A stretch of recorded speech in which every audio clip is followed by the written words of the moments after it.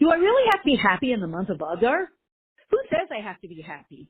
And what's the reason? Mishenichnas Adar marbid nesimcha. We increase in joy when the month of Adar comes along.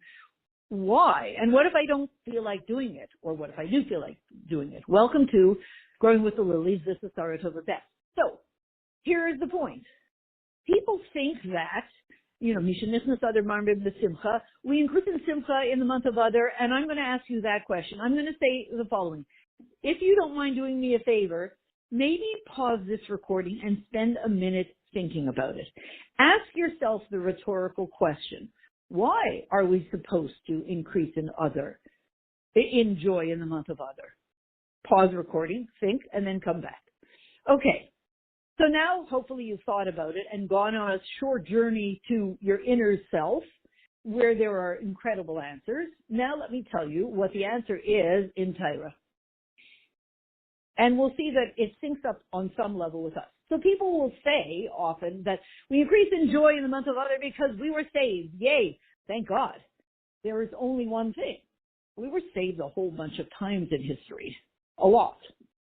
And, we came out of Mitzrayim and the time of Sancheriv and Bavel, Galus, Bavel. There were a lot of times when we were saved in history, and thank God we are here. The miracle of Hanukkah, etc. Look through Jewish history. I'm not going to go through all of the situations. Why do we not increase in simcha every time in that whole month? Because we were saved. So is that the reason? Because we were saved, so, be happy? Maybe. But the more complete answer is that there is a tool. There is a life skill tool. There's a powerful transformational tool that's personal and that applies to us personally and applies to everyone globally and applies to all of history, and it does the job at this moment in a way that nothing else can do the job. What is the tool? Well, let's leave it for a second. What is this saying? Let's figure out how we know what the tool is. The Gemara in Tainus says, just like we decrease in Simcha in the month of Av, because the Beis Hamikdash was destroyed and Galus started, so too we increase in Simcha in the month of Adar. Okay? Very nice. Gemara Tainus. Gemara Tainus is about, fasting. Fasting, we fast because of sad days. All of the Galuses, all of the destruction, all of the suffering, all of the pain. That's Gemara Tainus. Why do we fast? So, isn't that a strange place to find out about increasing in Simcha in the month of Adar? I mean, we always say every year when we talk about this concept, goodbye, good riddance. When we finally are out of the month of Av and we're into a happier month, the month of Adar, do I have to be reminded of the time of struggle and the time of suffering and when the Beis Hamikdash was destroyed? Can I get a break for a few months? Can I just forget about it and go on to something deeper? Can I?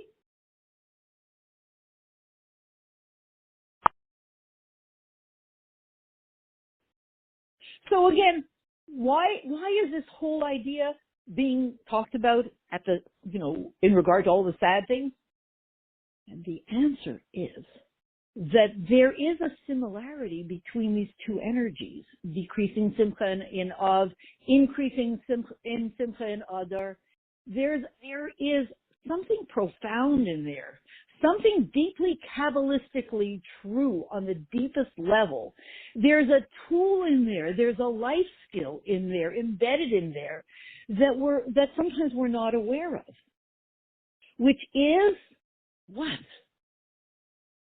There is transformational energy embedded in that particular Gemara Tainus, in that particular dictum.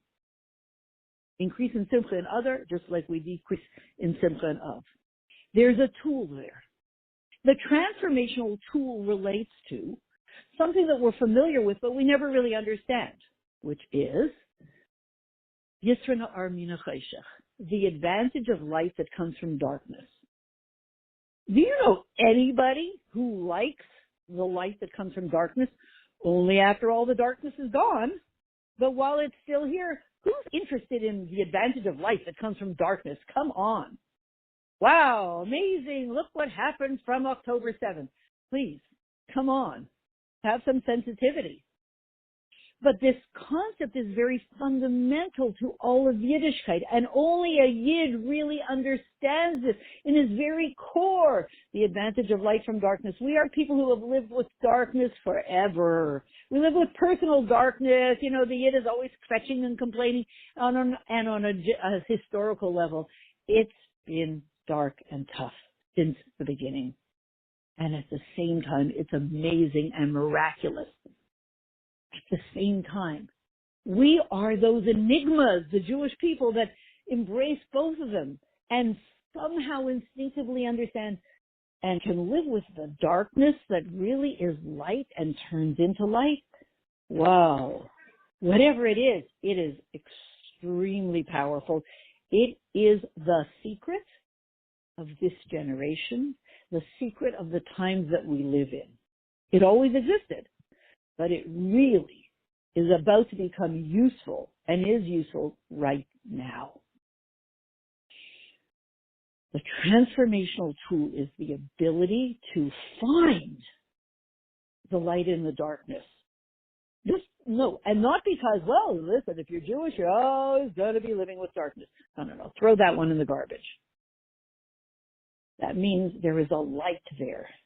And some of it appears sweet, some of it appears a little tougher. There is light and then deeper levels of light and deeper, and when the light is very dense, sometimes it doesn't appear as light. When it comes to people actually struggling, we can't just armchair it away, and say, well, it's deeper light. We have to be sensitive to the struggles. But the secret that only a Yid knows, and how much more so when he's deeply entrenched in Torah, the secret is finding the light. Finding the light. It is everywhere. Not easy to find it, but it is everywhere. So what does this have to do with the month of Adar? Good news. Wow. Do I really have to access these deep Kabbalistic tools to find the light? We have an easier one in this month. The entire month of Adar, there is a time when the tool of transformation becomes very easy to access and works like magic. There's a tool and there's a time to use that tool. And when you put the two together, the tool of transforming dark to light and the time, you have some magical things, miraculous things. What is the tool? What is the time? The month of Adar. Why? That's for our next audio. The time is the month of Adar. Transformation v'nahapechu. Remember that about why do you go out on the streets and, there are bachrim doing somersaults and standing on their head and then, driving down the street and on the back of the pickup truck there are bachrim standing on their head doing upside down v'nahapechu. Turning it all upside down, turning the dark to light. So the month of Adar is that time when it's very simple to turn the dark to light. By the way, watch what's going to be happening in these weeks in the Middle East. It's turning to be a very big hot spot. Watch what's going to be happening in this month of Vinahapehu. Turning all of the negative upside down, and wow, there's light shining out from the top. The month of Adar is the time when it's most amenable, most available. It's there for us to take that transformational tool. But what do you have to do to get it? The time is the month of Adar every day. Why? That's for the next audio. But the tool is what? Simcha.